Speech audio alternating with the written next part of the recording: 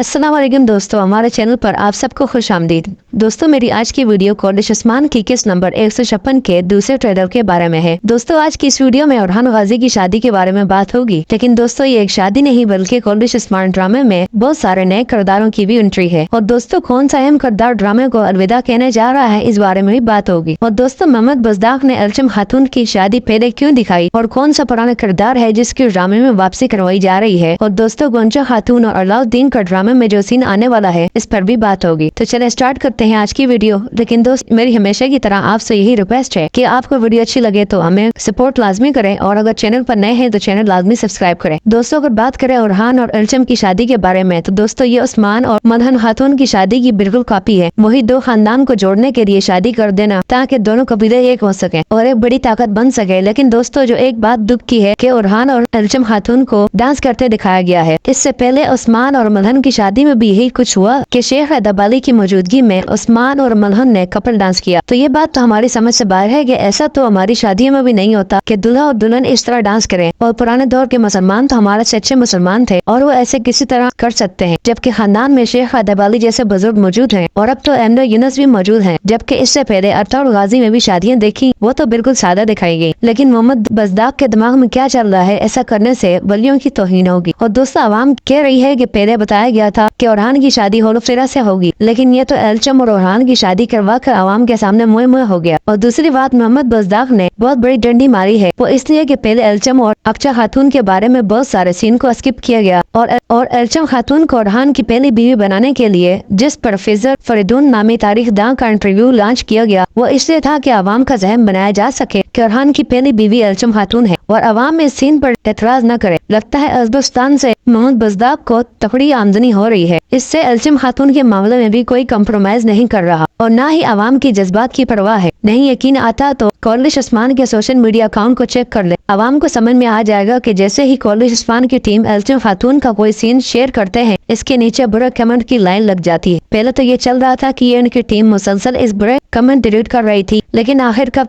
तो तंग आकर आवाम को इनके हाल पर छोड़ दिया गया है। लेकिन इसके बावजूद होलोफेरा के किरदार में कोई तब्दीली नहीं आ रही और वो इस शादी में एक मेहमान के तौर पर शरीक होंगी। और ये काफी दुख की बात है कि जिससे आप मोहब्बत करते हैं, इसकी शादी किसी और से हो जाए और आप वहाँ मौजूद हो। लेकिन दोस्तों उम्मीद तो ये है कि होलोफेरा ये सब कुछ अरहान की खातिर बर्दाश्त करेगी। और दोस्तों, अब आते हैं नए आने वाले किरदारों की तरफ। तो दोस्तों, याकूब बे को सबने देख लिया है मेहमानों में, और याकूब बे के आने से काफी गर्मा गर्मी देखने को मिल सकती है। याकूब बे की मौजूदगी में अलाउद्दीन और गोंचा पर क्या सीन होने वाला है। तो दोस्तों, इस सीजन की सिर्फ 9 किस्तें बाकी रह गई हैं और इस किस्त में तो सिर्फ शादी के वाकयात हो गए, तो पीछे आर्ट राइटर के पास सिर्फ 8 किस्तें रह जाएंगी और गोंचा और अलाउद्दीन का जो भी दिखाना है वो इन्हें 8 किस्तों में दिखाना होगा। और इन्हीं दोनों के मुतालिक अच्छी खबरें भी सुनी जा रही हैं। और इस ट्रेलर में अच्छी बात यह है कि ईद का माहौल दिखाया गया है, यानी वही सीन जो हम अरतार गाजी में देखते आए हैं। इससे पहले अरतार गाजी के जरिए ये सीन दिखाया गया और इसके बाद उस्मान बे के जरिए ये सीन देखने को मिला। अब तीसरी नस्ल अलाउद्दीन के जरिए ये सीन देखने को मिलेगा और इस केस में जैर कुताई तीर फेंकने वाला काम करेगा। इससे पहले यह सीन बामसी बे के जरिए देखने को मिलता था। ये तो हम पहले ही जानते हैं कि जैर कुताई बामसी बे की जगह ड्रामे में है, यानी वही फनी सीन और 2 तलवारों से लड़ना। और दोस्तों, अगर इस ट्रेलर को जूम करके देखा जाए तो इसमें इब्राहिम बे जो के दरमियान कबीले के सरबराह है, इनको और इनकी बीवी को देखा जा सकता है और इनके साथ इनके बेटे के किरदार को भी दिखाया गया है। और दोस्तों, अब आते हैं कुछ खास खबरों की तरफ। पहली खबर दोस्तों तुर्गत बे के बारे में है। तो दोस्तों, तुर्गत बे के बारे में खबर ये है कि वो फिर से कॉलिश उस्मान का हिस्सा बनने जा रहे हैं। लेकिन लोग तो कहेंगे कि वो किसी दूसरे ड्रामे में चले गए, लेकिन खबर ये है कि वो ड्रामा सिर्फ रमजान के लिए था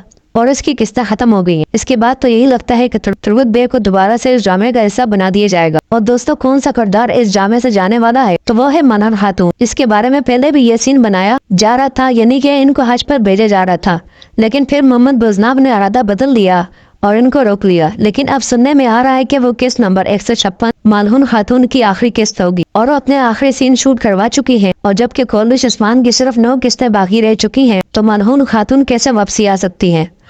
और कुछ लोग जो होलोफेरा के फैन हैं वो मदहन के बारे में नफरत अंगेज कमेंट कर रहे हैं।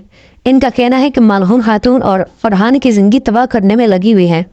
लेकिन आवाम को बताती चलूँ कि मदहन खातून को जो स्क्रिप्ट दिया गया है वो इसी के मुताबिक परफॉर्म कर रही है। असल कसूर तो इन डायरेक्टर का है जो इनको यह स्क्रिप्ट दे रहे हैं। तो दोस्तों, उम्मीद हो कि आपको हमारी आज की वीडियो पसंद आई होगी। अगर पसंद आई तो लाइक करें और कमेंट में अपनी राय का इज़हार जरूर करें। शुक्रिया।